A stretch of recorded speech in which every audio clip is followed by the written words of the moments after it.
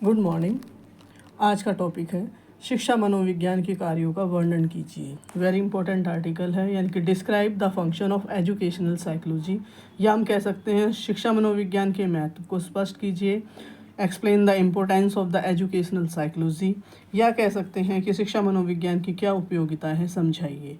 Explain the usefulness of the educational psychology, या फिर हमारा क्वेश्चन हो सकता है what is the importance of the knowledge of the educational psychology discuss, यानी शिक्षा मनोविज्ञान के ज्ञान का छात्रों तथा अध्यापकों के लिए क्या महत्व है उल्लेख कीजिए। ये किसी भी टाइप से क्वेश्चन पूछे जा सकते हैं। इसको आप थोरेली आप इसको स्टडी करोगे तो इसमें से बीच बीच में से क्वेश्चंस आपको एग्ज़ाम में देखने को मिलेंगे। ठीक है, अब हम आंसर स्टार्ट करते हैं। शिक्षा मनोविज्ञान के कार्य अथवा शिक्षा मनोविज्ञान का महत्व और उपयोगिता। ठीक है, इम्पोर्टेंट टॉपिक है।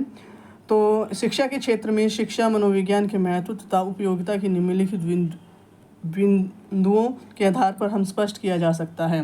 पहला पॉइंट है अध्यापन में सहायक। अध्यापन में सहायक कैसे हैं? जैसे कि स्पष्ट किया जा चुका है कि शिक्षा मनोविज्ञान का अध्यापकों के लिए विशेष महत्व है। वास्तव में अध्यापकों का शिक्षा मनोविज्ञान के फलस्वरूप अध्यापन कार्य में विशेष रूप से सहायता मिलती है। शिक्षा मनोविज्ञान के ज्ञान के परिणाम स्वरूप अध्यापक बालकों की स्वभावगत विशेषताओं, रुचियों, क्षमताओं आदि को सरलता से समझ लेते हैं और इस जानकारी को ध्यान में रखते हुए सफलतापूर्वक शिक्षण कार्य करते हैं। शिक्षा मनोविज्ञान का सैद्धांतिक तथा व्यवहारिक ज्ञान शिक्षण कार्य को सरल तथा उत्तम बनाने में सहायक होता है। इसके अतिरिक्त शिक्षा मनोविज्ञान का समुचित ज्ञान होने की स्थिति में अध्यापकों का मानसिक स्वास्थ्य भी ठीक बना रहता है, अन्यथा विभिन्न जटिलताओं और समस्याओं के कारण अध्यापकों के मानसिक स्वास्थ्य के विकृत अथवा असामान्य होने की निरंतर संभावना बनी रहती है। सेकंड पॉइंट है हमारे पास उचित शिक्षण विधियां अपनाने में सहायक। शिक्षा मनोविज्ञान के अंतर्गत शिक्षक को विभिन्न शिक्षण विधियों की जानकारी प्राप्त करने का अवसर प्राप्त होता है। विभिन्न शिक्षण विधियों की जानकारी के साथ ही साथ उसे इस बात की भी जानकारी प्राप्त हो जाती है कि किस प्रकार के बालकों के लिए कौन सी शिक्षण विधि अपनाना अधिक लाभदायक रहेगा। इसके अतिरिक्त भिन्न भिन्न विषयों के शिक्षण के लिए अपनाए जाने वाली उपयुक्त विधियों की भी जानकारी प्राप्त हो जाती है। आज शिक्षण कार्य में वही शिक्षक सफल हो सकता है और बालकों को कुछ सिखा सकता है जो बालकों के अनुकूल शिक्षण विधियों को अपनाने का ज्ञान रखता है और उन्हें प्रयोग करता है।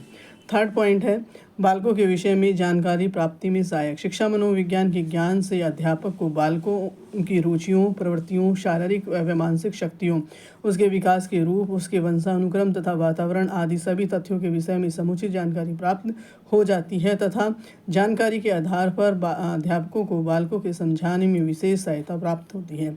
फलस्वरूप उसके अनुरूप अध्यापक को शिक्षा के रूप व शिक्षण विधि को निश्चित करने में सफलता प्राप्त होती है। उचित पाठ्यक्रम के निर्धारण में सहायक।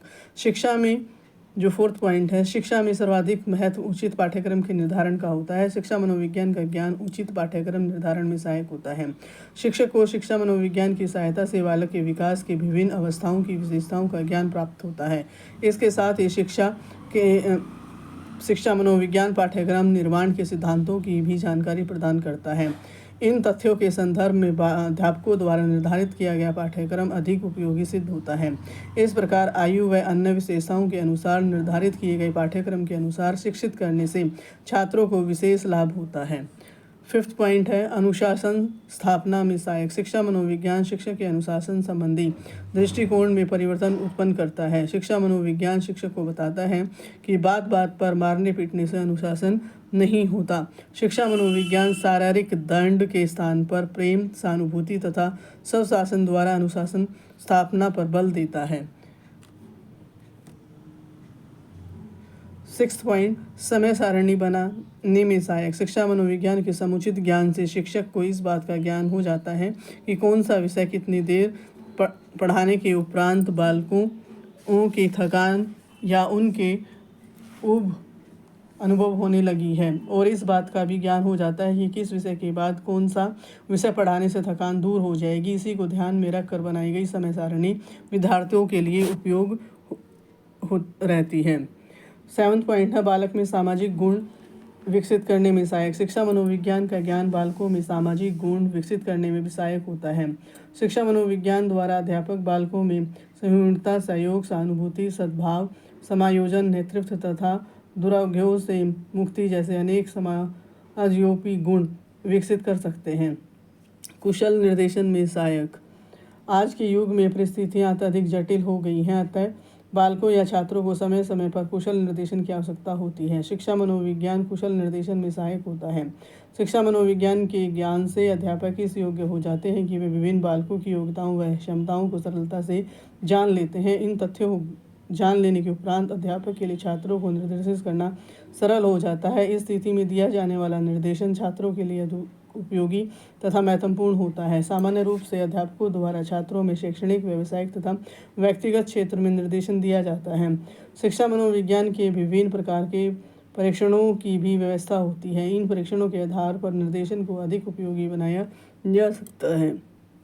विशिष्ट बालकों की शिक्षा में सहायक। प्रत्येक विद्यालय में कुछ छात्र विशिष्ट होते हैं जो सामान्य बालकों से भिन्न होते हैं।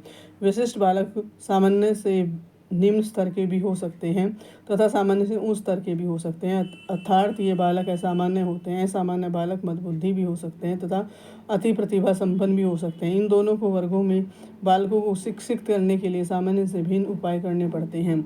शिक्षा मनोविज्ञान में विशिष्ट बालकों की पहचान तथा उनके लिए अलग से शिक्षण विधियों आदि की व्यवस्था पर विचार किया जाता है। स्पष्ट है कि शिक्षा मनोविज्ञान विशिष्ट बालकों की शिक्षा में सहायक सिद्ध होता है। नाउ नेक्स्ट 10th पॉइंट है शैक्षणिक लक्ष्यों की प्राप्ति में सहायक। शिक्षा मनोविज्ञान ने विभिन्न प्रकार के शिक्षण प्रतिमानों का निरूपण किया है। इसके द्वारा ज्ञान प्राप्त करके शिक्षण विद्यार्थियों के पूर्व व्यवहार को आधार मानकर शैक्षिक उद्देश्यों को निर्धारित करता है और उन्हीं के अनुसार अधिगम परिस्थितियों को निर्मित करता है। यदि उद्देश्यों की प्राप्ति नहीं हो पाती तो शिक्षक अधिगम परिस्थितियों में परिवर्तन तथा सुधार कर सकता है जिससे शैक्षणिक उद्देश्यों की प्राप्ति संभव हो सके। 11th पॉइंट शिक्षक व्यवहार के शुद्धिकरण में सहायक। बहुत समय से ही यह धारणा थी कि शिक्षक पैदा होते हैं न कि तैयार किए जाते हैं, परंतु यह धारणा गलत थी कि अब शिक्षकों को तैयार किया जाता है तथा शिक्षक व्यवहार में शुद्धिकरण संभव है। शिक्षक अधिगम मनोविज्ञान ने शिक्षक व्यवहार के शुद्धिकरण के लिए विभिन्न विधियों को ढूंढ निकाला है।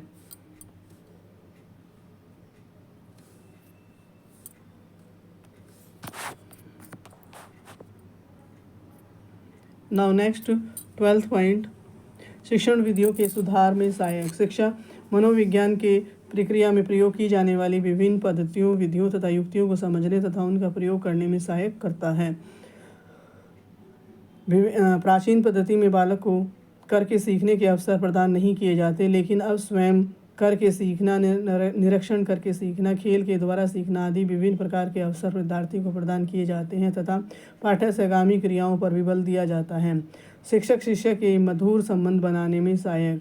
शिक्षक तथा शिष्य में मधुर संबंधों की स्थापना का रहस्य भी शिक्षा मनोविज्ञान ही खोलता है।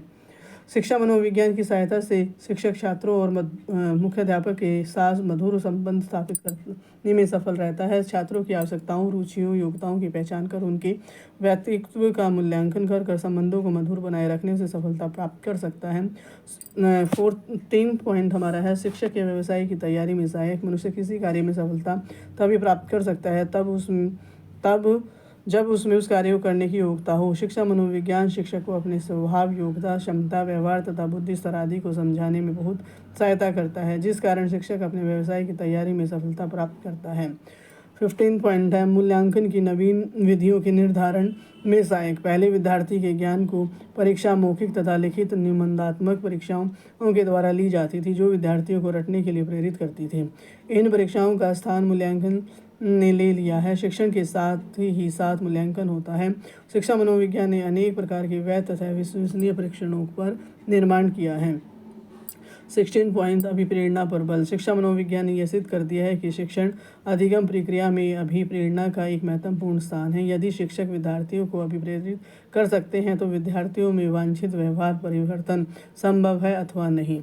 17 पॉइंट है बालक के व्यक्तित्व के चहुमुखी विकास में सहायक। शिक्षा मनोविज्ञान बालक के चहुमुखी विकास हेतु उपयुक्त वातावरण का ज्ञान प्रदान करता है, जिस कारण शिक्षक बालक के चहुमुखी विकास में अपना पूरा सहयोग दे सकता है। 18 पॉइंट है दृश्य श्रव्य सामग्री के प्रयोग में सहायक, यानी कि अधिगम के रुचिकर बनाने हेतु विभिन्न प्रकार की दृश्य श्रव्य सामग्री का प्रयोग शिक्षा जगत में होने लगा है। दृश्य श्रव्य सामग्री के द्वारा पाठ में रुचि तथा सरसता पैदा हो जाती है, इससे विद्यार्थियों को थकान का अनुभव नहीं होता। मनोवैज्ञानिकों का विचार है कि आँख के द्वारा प्राप्त ज्ञान अधिक दिनों तक याद रहता है। रेडियो, ग्रामोफोन, चलचित्र, छायाचित्र तथा फिल्म, स्लाइड्स आदि का प्रयोग शिक्षण अधिगम प्रक्रियाओं में आजकल अत्यधिक किया जा रहा है। ये हमारा आज का टॉपिक है, यानी कि शिक्षा मनोविज्ञान की उपयोगिताएं या उसकी हम इम्पोर्टेंस कह सकते हैं। तो आजकल ये बहुत ज़रूरी है शिक्षा मनोविज्ञान को समझना, उसकी इम्पोर्टेंस को समझना।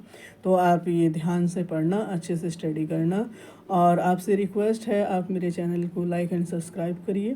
Thank you, have a nice day.